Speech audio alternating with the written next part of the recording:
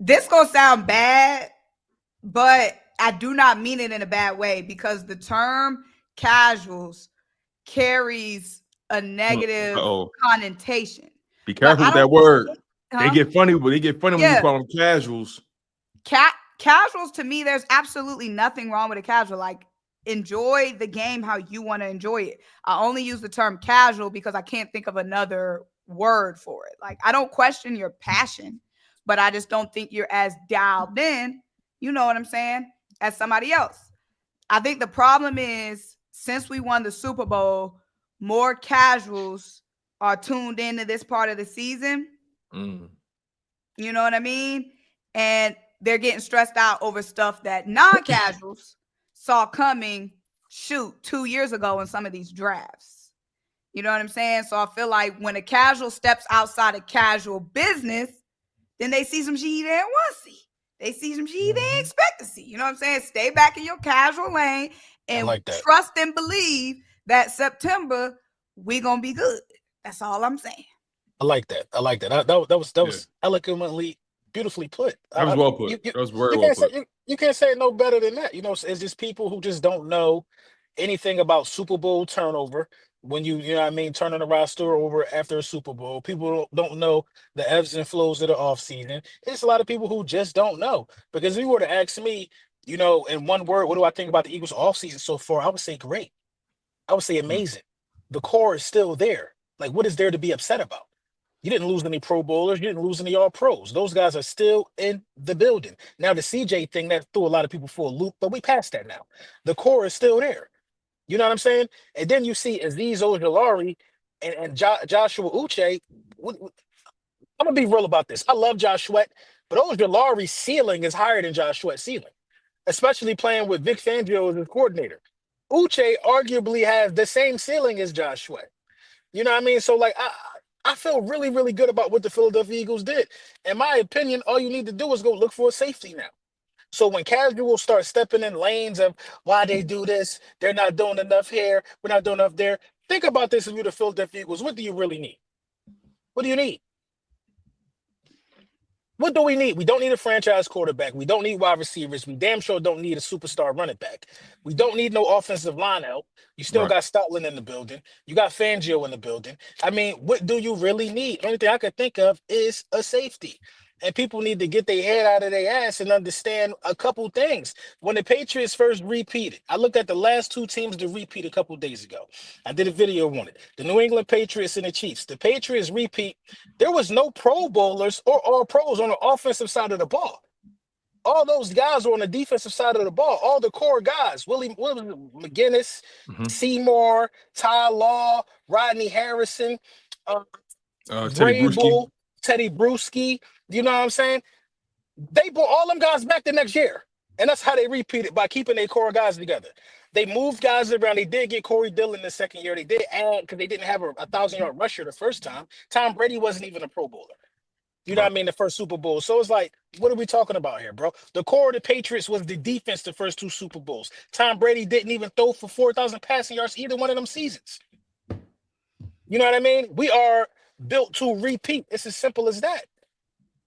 Agreed. Oh, yeah, you bring up a good point. No, you bring up a good point. Both of y'all do, because I love Symone. I really love what you said about the casuals angle, right? The fact that we have more casuals tuned in to this part of the season now, but they're still viewing it through casual eyes. It's very reactive, right? When instead there are people who've been locked in with this organization, locked in with this team through the good, the bad, every inch of the off season.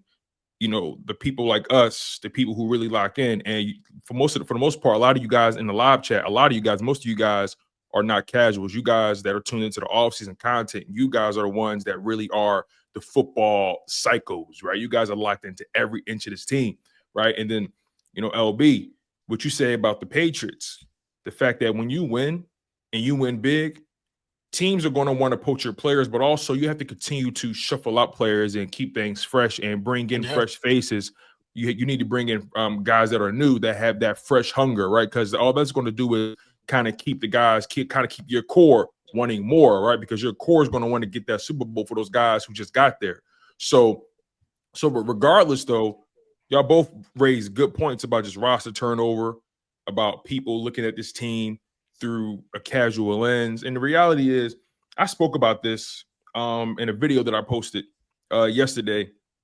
The reality is, I look at roster building kind of like baseball, because a lot of, and follow me here when I say this, a lot of people look at the players you lost and they say, how can we replace Josh Sweat? How can we replace Milton Williams or Darius Slay or Isaiah Rodgers? All those guys that they lost, right? CJ Gardner-Johnson, Mekhi Becton, they question how can you replace guys like that. But this is why you draft, and this is why it's important to draft well. And this is why it's also important to take some gambles in free agency on guys that are young, hungry, and on one-year deals. And this is me getting back to my baseball analogy, right? When it comes to roster building, be it in free agency or be it through the draft, if you bring in 5 free agents or 6 free agents and you happen to hit on 2 of them, maybe 3 of them, that's a successful free agent class, right? If 2 of those guys are able to become starting caliber for you, that's a successful free agent class, right? And then going to the draft, if you draft 7 players, 3 of those guys become starting level, 2 of them become rotational, and the other 2 depth practice squad guys, that's a successful draft class. At the end of the day, all your draft picks are not going to become starters. All your draft picks are not going to make the biggest impact, but it's important to be able to find at least 2 to 3 guys to replace or supplement what you've lost, be it in free agency or be it if guys retire. Shout out to BG. We're going to get into that later on. But the bottom line is 3 out of 10, 3 out of 7 in baseball, 3 out of 10 in the NFL draft is success. They say you can get to. They say you pretty much guaranteed the Hall of Fame in the MLB if you bat 300 for your career. That's 3 out of 10. That don't sound good, but the reality is you have an opportunity to replace talent with people who are hungry. Josh Uche, 26 going on 27. Azeez Ojulari, 24 going on 25. AJ Dillon, 26 going on 27. Adoree Jackson, going to turn 30 when the season starts. Those 2 tight ends they brought in, Harrison Bryant and Kylan Granson. You brought back Patrick Johnson, somebody you drafted.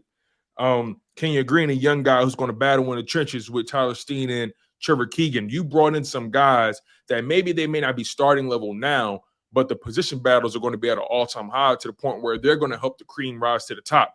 Josh Uche, Azeez Ojulari, they're going to keep Jalen Hunt and Nolan Smith honest.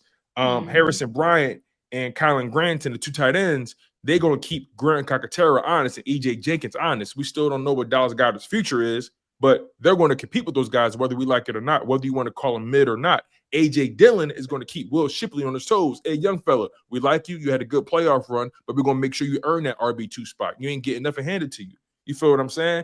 So, and Adoree Jackson with Keely Ringo at the cornerback spot. You have guys that you brought in that's going to compete with these young guys to keep them honest and make sure they understand nothing is being handed to you. So I love what Howie Roseman is doing in free agency. And let's not forget, Zach Ball, Mekhi Becton, 1-year deals. Look what they became. We got those guys paid. So I'm not ready to jump ship on Howie Roseman. I'm not ready to panic at all. I'm looking at this like every move don't got to hit. The right moves got to hit. Yeah, and at the end of the day, all you really got to do is find guys to fill like minimal roles. Like, you know what I mean? All the major roles on the football team are filled. Now, you do have a situation at corner, I believe. You know what I mean? I would like to see that resolved in free agency. I don't want to go out there and put it in the hands of a rookie cornerback to come out there and start. You know what I mean? I'm okay with a rookie safety, but I don't think we've done a free agency signing players either. And one thing that Howie Roseman does that's really, really good is he finds great talent for cheap. Great talent for cheap. Like Azeez Ojulari is a 2nd-round pick, man. You reunite him with a bunch of Georgia Bulldogs. Nolan Smith already over the moon that he there. You know what I'm saying? Uche, he just played in the Super Bowl. Although they say he wasn't a starter, but the body of work he put in New England. So I'm cool with how Howie Roseman did on the edge. I wouldn't even draft edge rusher the first 4 rounds. This is a deep edge rusher draft, to your point. So you don't have to reach for a guy. It's funny about the Josh Uche angle and Azeez angle and this, Symone. I want to get your thoughts on this. Josh Uche, when Spags was asked about him, I think Anthony Gargano, he has a show on PHLY. He does a daily show. He spoke with Spags, and he said that when we brought in Uche, it was the middle of the season, and it was really hard to have a guy come in mid-season and try to execute what we do, because Spags is very multiple with his front. His defense is very complicated to pick up mid-season. So it's really hard to expect Uche to make the biggest impact. That's why it was hard for him to get on the field, because guys had a significant head start to him. So he was saying, I like that player. That's a good player, but we just couldn't fit him in because of the complexity of the defense. And then as far as Azeez, I mean, when you think about Azeez Ojulari's numbers, the reality is he's been a player that's been productive, but just couldn't stay healthy. And his production has come in bunches. And I think this goes back to your Josh Sweat angle, LB, the fact that, Josh Sweat, he's productive, but he has these stretches where he's kind of cold a little bit. That's a fact. But when it comes to Azeez, right, it seems like when he's productive, it comes in bunches. His rookie season, 2021, 17 games played, 8 sacks. In 2022, only 7 games played, but had 5.5 sacks in 7 games. That's crazy to me.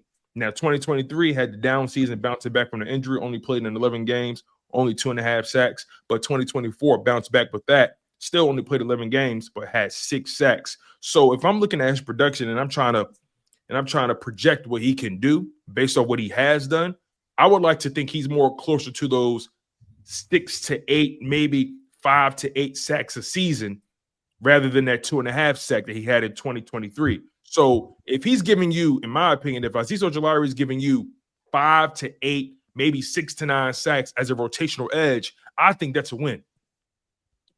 Yeah. Like you were saying, LB, a little minute ago, we're set. We just have to, on defense, we have a star on every phase. On every level of defense, we have a star. It's just all about filling in those gaps. You know what I mean? So I feel like we're in a great spot. It's only March. We still will be making moves outside of the draft. But like I said, I did this in a little TikTok 2 days ago. I know y'all don't be on my TikTok. But this formula has been working for the Eagles, signing these proven players, like signing these players on these low risk, high reward type of deals. First of all, I don't even know how we got Azeez for only $4 million, bro. Like, I get the injuries, but I thought he was going to be going for more than that, because he was like a hot guy during the mid-season trade market. But last season, like I said, everybody's talking about who are these players, man? Underwhelming, yada, yada, yada, yada. First of all, last offseason, nobody was hype about a Zach Bond signing. People was calling Zach Bond mid. Who that? Nobody was hype about a Mekhi Becton signing. I was excited about Zach Bond, just for the record. I was excited. I'm talking about just for the record. The masses. I'm talking you're not a casual though. But look, this Oren Burks last season, people starting the season probably didn't even know Oren Burks was on the roster.